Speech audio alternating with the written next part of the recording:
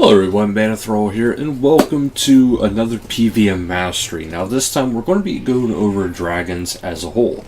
The reason being is because dragons all pretty well offer a very similar basic instruction with the additional tweaks here and there as they get progressively stronger. Now for your basic dragons, from I believe green through black, it's very basic. You're going to want to use ranged weaponry. If you can make the super anti-fire, by all means, it's the best bet. Make the super anti-fire. This way you can wield two-handed weaponry. However, it also depends upon in time whenever they go to make the changeover. But I'm starting at the Celestial Dragons because they're kind of basically the same principles as a regular type of dragon, but they also have a special maneuver, which is a time skip, if you will. Occasionally they will freeze time, and they will hit you pretty hard, well, potentially, depending on how ready you are for combat with them. Now, I know in my last PVM Mastery, someone had asked about, what type of familiars should you bring? Me personally, when it comes to summoning and familiars, I actually don't really bring them. Mostly because I use a legendary pet. And that is pretty well just for the basic concepts of getting my drops. Now, we all know by now drops are going to be changing pretty dramatically over these next 5 years when it comes to combat. It very well, potentially, I'm not saying it will be, but potentially come to the, side of there being no more certain types of drops. It might be that certain monsters will no longer drop any type of skilling items, unless they're themed one like the Celestial Dragon, which they are themed around summoning and high level summoning at that. Well, mid to high level summoning, I guess it depends on your concept of where you are with it. Now, see, like right there, it trapped me in time, so it kind of froze things up for a little bit. But as you can see, it wasn't really a huge big deal. So this is basically how most dragons are, except for they won't have that time skip. And most of them, again, like I was saying, they just use fire attacks and melee attacks, which the fire attack, you can reduce the damage dealt to you if you use Protect from Mage. It won't completely get rid of the damage because it's not the entire basis for Dragonfire. But it does have a strong foundation within it. Now the next one I'm going to be going to is the Metal Dragons. Now, Metal Dragons, and if you guys have any questions, please feel free to ask. Because I might go a little fast for some people, but a lot of the core basic principles for most dragons is, have anti-fire with you, and if you don't have the super anti-fire, keep in mind it's only the super anti-fire that will protect without the shield. And if you don't have that, you will need the anti-fire shield alongside with a anti-fire potion. The difference between the two is the super anti-fire protects against it completely, whereas the anti-fire you still need either the Dragonfire shield or the just plain old anti-fire shield, which if you can get it, try to get the Dragonfire shields. They are actually really good shields even if you do not use it for just dragons. They are actually a pretty high tier shield. They're pretty good. It's just that they have that added benefit of being able to protect against Dragonfire, which is actually pretty big. And it's hard to say how these items are going to be used in the future. But now, since we're heading to the Metal Dragons, there is a bunch of different types of Metal Dragons now. There is Bronze through Rune. Now, I know some people will be wanting to see the rune dragons in this video. However, I'm not going to be showing them in this video. For one reason only. I feel they are considered more of a high level creature, monster. This way they are a bit more complex, and there is different things that you will need to be aware about them. Now, as you can see, if you have high level range, taking down the bronze dragons is essentially, it's no problem, even if you don't use magic, which, you know, by all means use magic, you'll have a better time with them. And then if you go into the next part of this dungeon, which is the Brimhaven dungeon, you will be able to take on the iron and steel dragons in here, which there is also a dungeon in here which will further help you along with your conquest of eradicating as many iron or metal dragons as you possibly want. They can also be found in Curadel's dungeon, which is traditionally the most common way you see people fighting them, because in Curadel's dungeon you have a chance to get the Ferocious Ring, and the more Ferocious Rings you have, the better, especially with some upcoming changes, including the alchemical onyx, ultimate teleport thing, as they are calling it right now, which you'll be able to use these Ferocious Rings on that, and then you will have a much better time.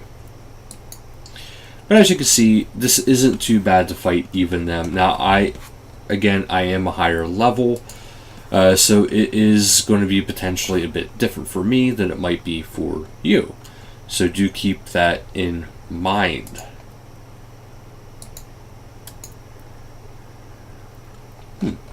I never actually noticed that before. And that actually brings me to another thing I wanted to say about too. There is these special areas where you can, if you have the Dragonfire Shield, you can actually get a little bit of extra XP for it. And occasionally you'll find stuff throughout RuneScape where you'll find block entrances and stuff like that, which is going to lead to something pretty cool, especially in areas like this. Because in this area, we'll actually go back a little bit and we'll go towards the Adamant Dragons. And not to mention, you can see that big skull there, which represents a Dragonkin. So this was initially for a Dragonkin dungeon. So, very interesting actually. But if we go down these steps, it even gives you a warning for these. Now, I have to say personally, I don't find the Adamant Dragons overly powerful. They are powerful, don't get me wrong, they are strong. They could really mess you up pretty quickly if you're not careful. And again, like the rest of Metal Dragons, they can hit pretty dang hard. Well, depending upon your level, but they are weak to magic yet again. Unfortunately for these guys, they are weak to air magic, which is the absolute easiest magic to actually use, because, well, it only takes air runes. So there is that benefit.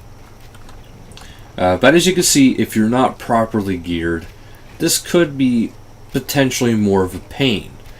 Now, these guys, actually, I would encourage using summons for familiars. And in this kind of a scenario, if you need the extra DPS, go for the DPS. If you are having a hard time keeping your health up, honestly, still go for the DPS. Reason being is because if you deal more damage faster, your target will go down faster and it becomes a lot easier. The biggest healer right now is between the Unicorn and the Bunyip. And those who are familiar with the Bunyip know that I say this with no ill regard towards the Bunyip, but it's not a very good healer. It's not a very good healer at all, and you're going to be spending a lot of time healing yourself, but also wasting that one shark that you use to make that Bunyip. So I honestly can't recommend using a bunyip unless that is the highest thing you can make, and you just need a small little assistance with keeping a little bit of health. But otherwise, try to make a summons the highest one you can, preferably that does a magic attack. If it does a magic attack, it's going to actually help you more than any other kind of familiar. Because when it comes to these kind of summons, or these kind of battles, you want to pay more and more attention to their weakness. Now, I know a lot of people would say, bring yaks. Don't bring yaks. At least not yet. Because at this stage, it's still relatively obtainable to be able to beat these guys without needing a couple inventories. And essentially, that's what a yak is it helps you bring another set of inventory. This way you can have another set of food, another set of items that you may or may not need, and then as you're going through, it also helps you with the factor that you can take those items that you're getting from drops and put them into your yak. This way you can actually go back to your bank, deposit the items, and then before you know it, you have a lot more stuff going on. But again, if you want to use the yak, there's nothing wrong with it. It's just my personal opinion on this is that they're not quite needed yet. And personally, I've never found a situation where I'm like, man, I really need to start using yaks. Because it just doesn't really seem to appeal to me. But again, that is my opinion there. Some people will swear by yaks that they are absolutely phenomenal when it comes to combat. I can't see the point of using them. Especially when I can go bossing in God Wars Dungeon 2 without the need of a yak. I don't know, maybe I'm being too presumptuous with my capabilities, which is entirely possible. However, now we are actually going to be going on to the next part of this. And that is going to be the gemstone dragons. Now, if I remember correctly, I can't honestly remember what gemstone dragons are weak to. So, I am going to go in there with range again. And it could be a very well bad idea, but doesn't really matter too much about how many I kill in this video. It matters more about giving the right information to you guys. So now, if you are fighting them off task, you're going to need to have some type of special gemstones to be able to even get into them to fight them. Now I'm going to deposit this stuff here that I have because, well, they have some decent drops. Now I'm going to bring some gemstones here because, well, I have a plenty. Big part in thanks to the Dwarven Aura, which I really wish people could get that still. It looks like there's a mine crash star here, so I'm just going to go ahead and get this XP. Somebody, that guy there probably already claimed it, which...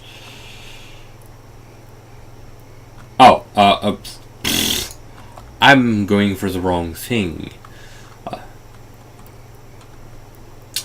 Wrong. So apparently you need to have your Karamja gloves to even get in there, which I completely forgot to grab. So that's another thing you will need to have, is you will need to be able to have the Karamja gloves in order to even get into the cave for them. Which is actually kind of nice that they went ahead and went that far to make something like these actually worthwhile. Now, once you're in the cave, of course, you won't need them, but you have to have them in order to even get inside the cave, so keep that in mind. But once you are inside this cave, you can talk to Kelthar. Now you can have different ways of talking to him, or you can just right click and pay gems, and you can have uncut dragonstone, 2 kills per gem. So it is quite expensive if it is off task. So we're going to use 4 gems. So I can kill up to 8 gemstone dragons, which, if you guys remember from the release of these, each one of these has a special attack, and they get progressively, harder as they go through. We're going to start out with the regular dragonstone dragon. Now, I forgot to drink my anti-fire, my super anti-fire, so it's could have dealt a lot more damage than it did. Now, there is the attack I was going to warn you guys about. You can see it coming, so do keep that in mind, and do not corner yourself like I kinda have. Otherwise, it could be potentially a problem for you. Now, the gemstone ones are the weakest ones, but don't confuse that too much, that thinking that they're just going to be an absolute pushover, because now I am a high level. I have 99 everything but invention, and my gear is also augmented, so that all takes into a factor. But up next we have one of my favorites to actually look at as far as dragons go, and that is the Onyx Dragon. They look so cool to me. But we're going to fight one. Now the other one, the Dragonstone Dragon, it'll deal dragon fire damage additionally on top of what it normally does for its special, I believe. Or it weakens your capability of defending against dragon fire. So now this one, the Onyx Dragon, is much like the enchantment spell itself. It will heal itself if it hits you with its special attack. So all you have to do is keep in mind of its special attack, be wary of it, because it is actually important to want to avoid these kind of attacks. And as you can see, it can still be pretty nasty when it comes to hitting. And it is a level 126, straight up combat. So it is pretty powerful, and as you can see, some decent rewards from it. Of course, that's probably one of the lesser rewards. But in the end, we have what is the Hydrix Dragon. Now this one is very powerful, has 60k health. I'm not even sure I can, I guess I can attack it straight up. But as you can see, very powerful. One that is not to be trifled with. One that is not to be taken lightly at all. Here, I would strongly encourage the use of familiars, the use of auras, and potentially even the vampirism aura. Because these guys, they can take you down pretty quick. And if you're not paying attention, you're letting yourself wide open for some major damage. Now as you can see, I'm just using straight up Soul Split. It's doing pretty good for me. Now if you also take notice, I'm trying to avoid using the attacks that have a long duration of attack. And this is mostly just due to the factor of if they go to shoot that special attack off, I'm kind of leaving myself high and vulnerable for any type of attack. Like right there, I wasn't paying careful enough attention, and I almost got hit by its special attack. But now that he just used it, odds are it's kind of like a small little charge up. It's not going to use it constantly back to back. So there, after it used it, I have no problem doing a longer drug out attack. But for these guys, it's pretty simple. Just pay attention to when they attack and use your big charge up attacks after they use their charge up attack. This way it helps prevent you from getting slammed into, because you have a little bit of a movement delay from using that kind of an attack. But as you can see, they're not too bad to fight. They could be a lot worse, but they're not too bad. Now, all these in here require actual Slayer levels. The other dragons I have showed you, they do not require Slayer levels. But all these in here do require the Slayer level, and I will actually show you here. They are actually in the 90s and up, which it starts out with the Gemstone Dragonstone ones, which is level 95 Slayer. Then it goes to 98 Slayer, and then it goes to 101 Slayer. So there is quite a bit to go through when it comes to actually fighting them. But the main important thing when it comes to fighting pretty well essentially all dragons is to have the super anti-fire handy. It's going to help you in the long run. The lesser dragons, I would just suggest, bring the best familiar you have. So this is anywhere from, the green dragons all the way through until steel. After that, there is the mithril dragons, which is also in the near Curadel's dungeon, which that's when they start actually getting a little bit harder. Now, I didn't show you the mithril, but mithril is just a little bit weaker than the adamant. It still goes by the same premise, though. Whenever you're fighting them, use magic attacks. It is a metal dragon. But I believe I covered everything I need to cover in this video. Like I said, the only other thing that I actually want to cover when it comes to dragons is the rune dragon itself.